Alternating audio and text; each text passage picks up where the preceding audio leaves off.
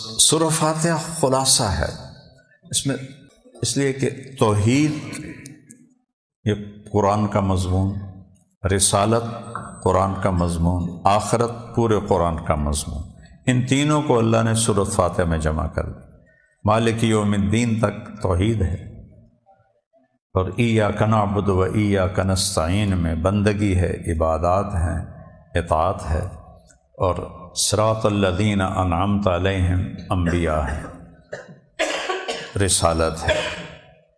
اور پھر قرآن میں تین گروہ چلتے ہیں، ایمان والے، کافر، منافق۔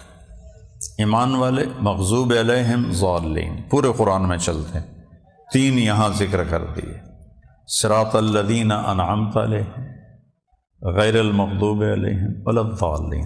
اچھا، اس کو ہم کہتے ہیں غیر المغضوب علیہم یہود ہیں، ضالین نصارہ ہیں۔ اللہ نے تو نہیں ذکر کیا، صفت ذکر کی ہے۔ جن میں یہ صفت پائی جائے گی وہ یہودی ہیں، عیسائی ہیں، کوئی ہیں، وہ اس تازیانے کے نیچے آ جائیں گے۔ جن میں یہ ضال کی صفت پائی جائے گی وہ کوئی بھی ہیں، وہ اس کے نیچے آ جائیں گے، اس وعید کے نیچے آ جائیں۔ اس لیے اللہ نے غیر الیہود والنصارہ تو نہیں کہا، غیر المغضوب علیہم، جان بوجھ کے جانتے ہوئے جو وہ اس نے حی بن اخطب نے اپنے بھائی کو، جب اللہ کے نبی پہنچے نا تو اپنے چھوٹے بھائی یاسر، اس کا نام تھا یاسر بن اخطب، کہ جاؤ پتہ کر کے آؤ یہ کون ہے۔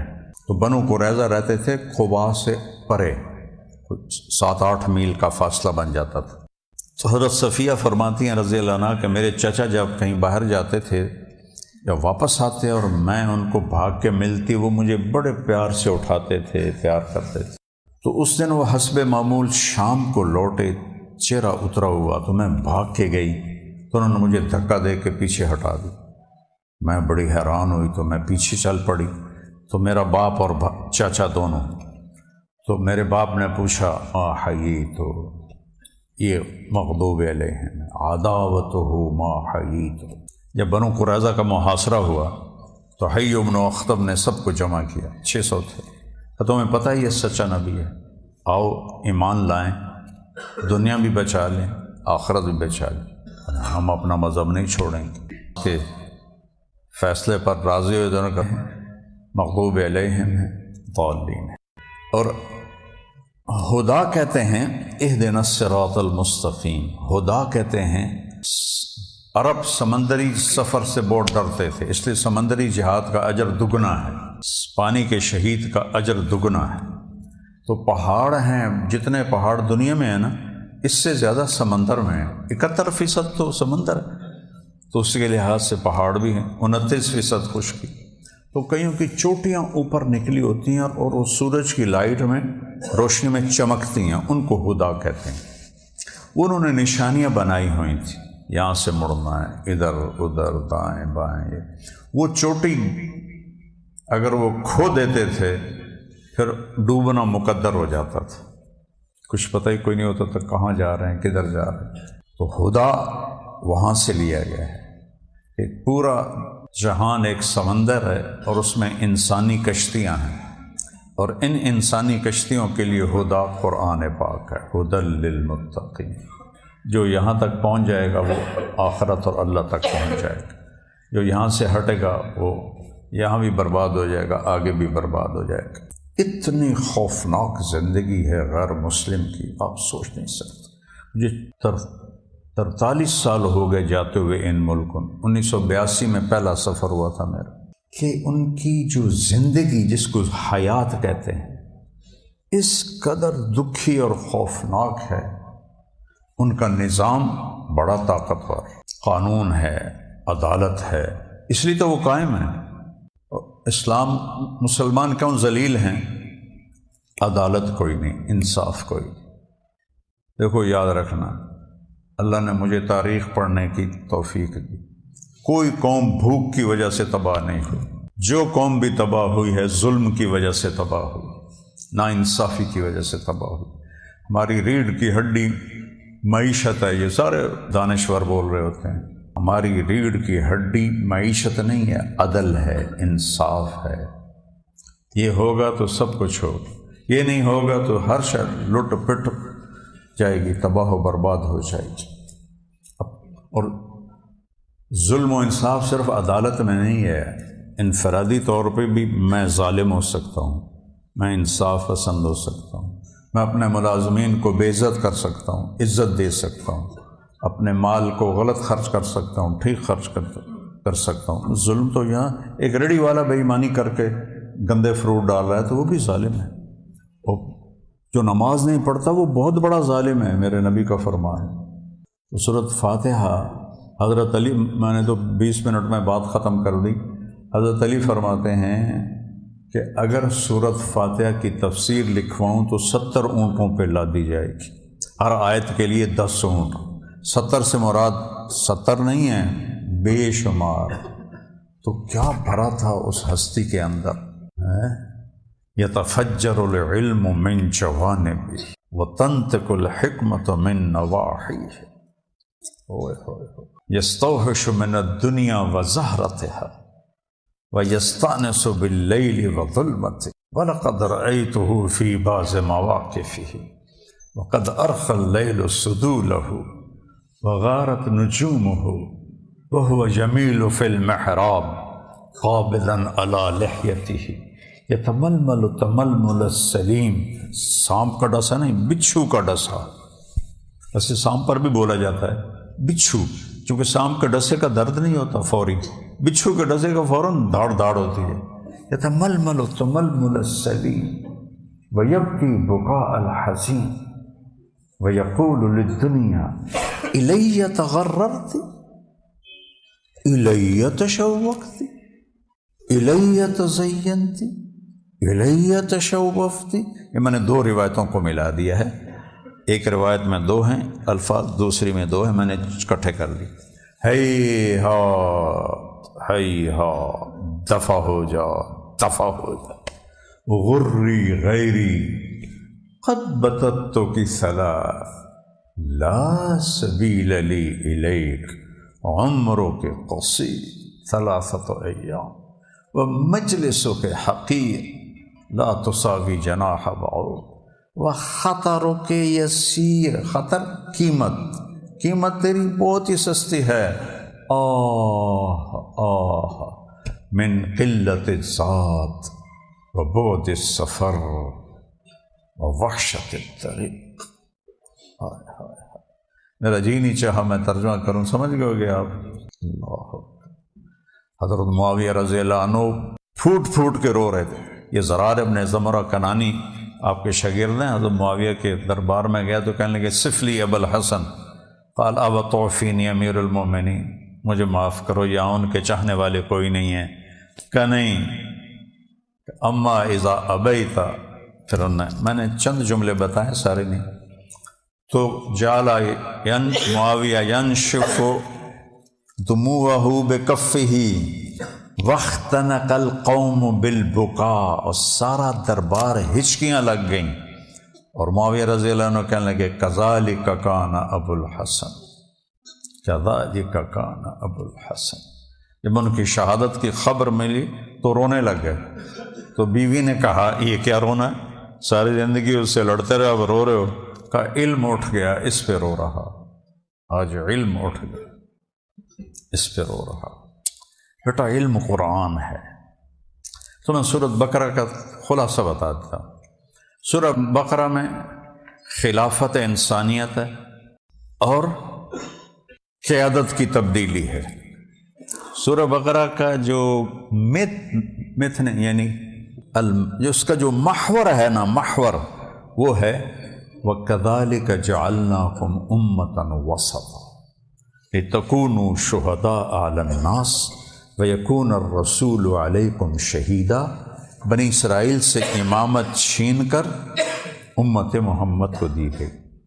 قبلہ اس سے پہلے سَيَقُولُ السُّفَهَاءُ مَا وَلَّاهُمْ عَنْ قِبْلَتِهِمُ الَّتِي كَانُوا عَلَيْهَا قُلْ لِلَّهِ الْمَشْرِقُ وَالْمَغْرِبُ۔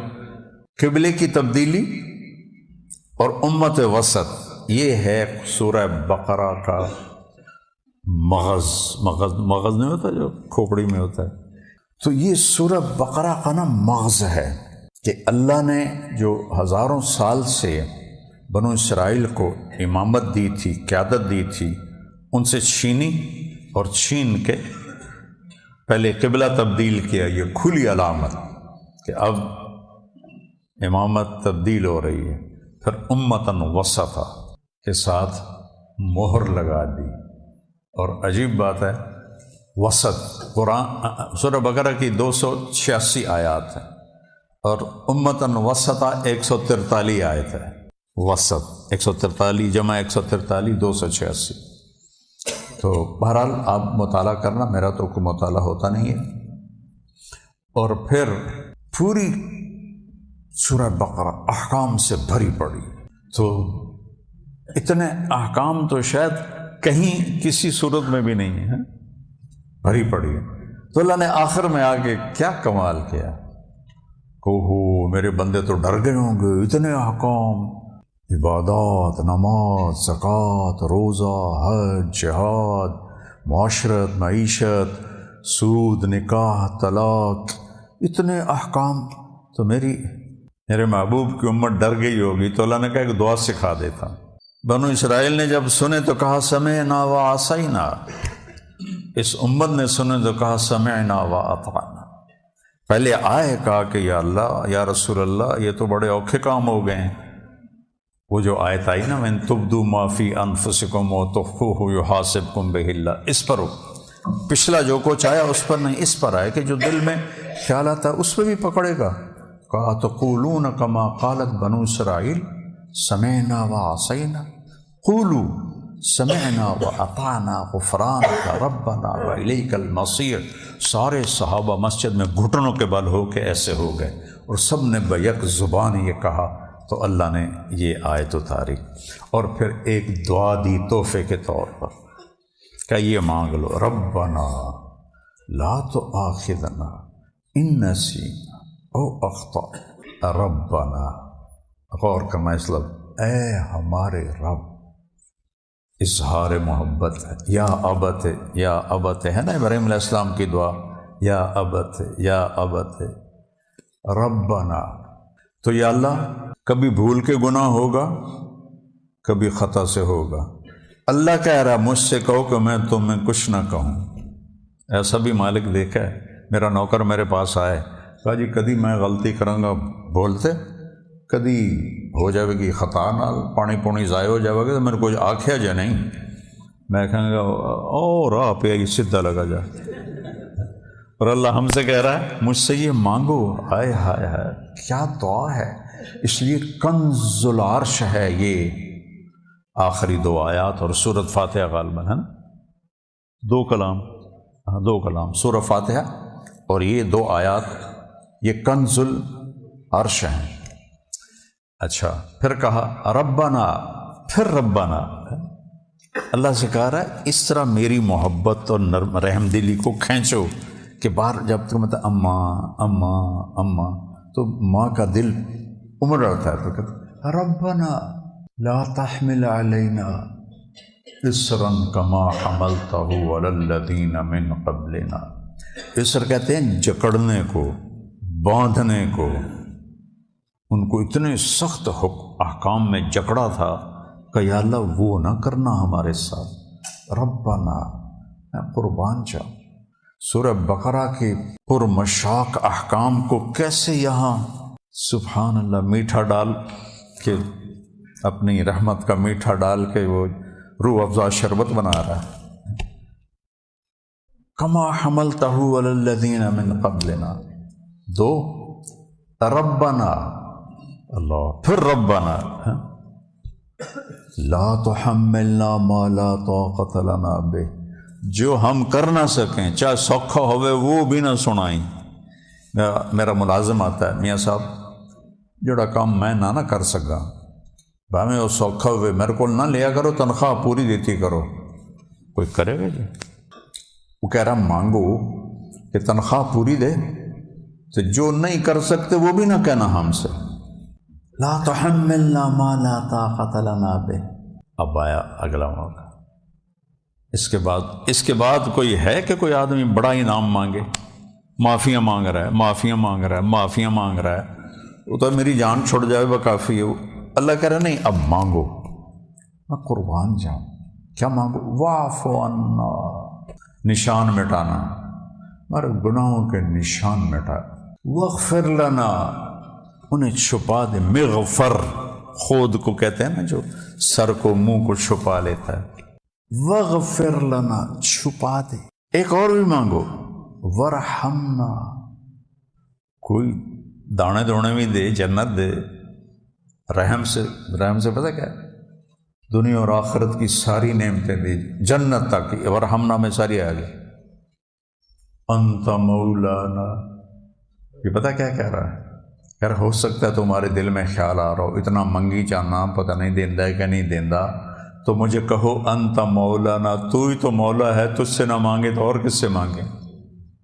کبھی کبھی میرے مراسی آتے ہیں نا، تو وہ چند دن پہلے لے گئے ہوتے ہیں، تو میں کہتا ہوں نہیں یار جاؤ بھاج جاؤ، وہ مجھے پتہ ہے کیا کہتے ہیں، تواڈے دیرے دے مراسی آئے تو ہراجاں کو نہیں جا کے منگی، ہراج دوسری قوم ہے ذمہ دار، ہراجاں کو نہیں منگے، لو اس سے مجھے غیرت آ جاتی، میں اچھا اہل، تو اللہ کہہ رہا انت مولانا، کہو مجھے تو ہی تو ہے، تیرے کول نہ منگے تو اور کہنے کول منگی۔ ایک بدو طواف کر رہا تھا عمر کے دور میں، کہہ رہا تھا رب اغفر وَإِن لَّمْ تَغْفِرْ فَاغْفِرْ، رب اغفر وَإِن لَّمْ تَغْفِرْ فَاغْفِرْ، سبحان اللہ، انت مولانا۔ پھر یہاں بس نہیں کیا، فانصرنا علی القوم الکافر، سبحان اللہ، کیا پدی کا شوربہ، میرے سب سے زیادہ آنسو نکلتے ہیں آج کل، اس کتاب کی قدر نہیں کر سکا، اس کو سمجھنے کے لیے کاش میرے پاس وقت ہوتا۔ اب تو ہماری مثال ہے داگڑ دیا، ڈھیر گزر گئی تھوڑی رہی ہے، 70 سال گزر گئے، پیچھے کیا رہ گیا، لیکن مانگنا تو ہے۔ تو یہ دعا روز میری دعاؤں کا حصہ ہے، یہ دعا روز بلا ناغہ بغیر سستی کے، پتہ نہیں کتنے سالوں سے روز مانگتا ہوں، ربنا لا تؤاخذنا، ربنا لا تحمل علینا، ربنا لا تحملنا، سبحان، پیچھے غفرانک ربنا وإلیک المصیر، ربنا ربنا رب، اللہ سکھا رہا ہے یہ تو سورہ استخلاف آدم کو خلافت، یہ بہت بڑا سورہ بقرہ کا مضمون ہے، اور پھر امامت کی تبدیلی، یہ اس کے بعد بہت بڑا مضمون ہے، باقی اس کی ساری جزیات ہیں، بہت بڑا مضمون ہے کہ بنو اسرائیل سے امامت کو چھین کر ان کے قبلے کو سے ہٹا کر فول وجہک، یہ دیکھو قد نرا تقلب وجہک فی السماء، ٹھیک، فول وجہک شطر المسجد الحرام، بات پوری ہوگی کہ نہیں ہوگی؟ بولو، ایک جملے کا اضافہ ہے، فَلَنُوَلِّيَنَّكَ قِبْلَةً، بولو، تَرْضَاهَا، سبحان اللہ، یہ اپنے محبوب کو اللہ نے پروٹوکول دیا ہے، تجھے راضی کرنا ہے، اس لیے ہم ضرور قبلہ بدلیں گے، اللہ اکبر، وہ جسے اللہ راضی کرنے کی بات کر رہا ہو ہم اسے ناراض کریں، ہے کوئی عقل والی بات؟ خالق اپنے بندے سے کہے آپ کو راضی کرنا ہے، وَلَسَوْفَ يُعْطِيكَ فَتَرْضَىٰ، جو دینے والا ہوں خود آپ کو بھی نہیں پتا، ثم نہیں، ثم ترضیٰ، تاخیر، فتردہ ہے اچانک کوئی دیا جائے، اتنا کہ اس کے وہم و گمان سے بھی بڑھ کر ہو، تو وہ مطلب ہے یہاں فترضا۔ میں پٹھان فقیر کا واقعہ سناتا ہوتا ہوں، یاد ہے؟ خدائے دا پارا، خدائے دا پارا، تو پھر سناتا ہوں۔ 1984 میں عرب شہزادہ آیا تھا محمد حمدان، تو چلے کے لیے، تو میری اس کے ساتھ تشکیل کر دی گئی پروٹوکول کے لیے، تو ہم مسجد محبت خان سے دوسری مسجد جا رہے تھے، گاڑیاں لگ گئیں، ہم گاڑی میں آ کے بیٹھ گئے، تو اس طرف شیخ تھا، اس طرف میں تھا، بڑی گاڑی تھی لیکن ہم دو ہی پیچھے تھے، تو وہ پٹھان مانگتا ہوا آ گیا، خدائے دا پارا، خدائے دا پارا، اس وقت 54 اور بہت زیادہ ہو تو 1 روپیہ، 84 ڈالر 1 روپے کا تھا اس وقت۔ تو میں نے انگلینڈ کا سفر کیا نا 83-84، تو 4 روپے کا ڈالر تھا۔ خدا دا پارا کرتا کرتا آ کے نا ہاتھ ایسے لگا دیا گاڑی کے شیشے کے سے، اور منہ اوپر تھا، خدا دا پارا۔ اب اس کا خیال تھا بڑی گاڑی ہے 1 روپیہ دے گا، تو وہ شیخ کے جیب میں جتنے پیسے تھے نا اس نے نکال، ادھر سے کیڑی گل لائی ہو تو لیرا ہن، اس نے شیشہ نیچے کرے اس کے ہاتھ پہ رکھے، تو وہ کہہ رہا تھا خدا دا پارا، خدا دا پارا۔ اتنا بھاگا میں ہنس ہنس کے برا حال، میں کہ شیخ پتہ کی ہے وہ سمجھ رہے غلطی نال تو دے بیٹھا ہے، تو کہتے ہیں واپس نہ لے لوے، وہ دوڑا لا گیا، پورا مہینہ بیعت کھاوے گا اسی سے مانگا۔ کیا خوبصورت میرے اللہ نے ہمیں سکھایا۔ مانگا کرو اللہ ہمیں قرآن سمجھا دے۔ بہرحال جو میرے ذہن میں آیا میں نے آپ کو بتا دیا۔ خلاصہ صورت بقرہ پوری کو بتانے کے لیے تو پورا مہینہ بھی کافی نہیں ہے، تو خلاصہ یہ اس کے گرد ساری سورہ بقرہ گھومتی ہے۔ پھر اللہ نے تخفیف کر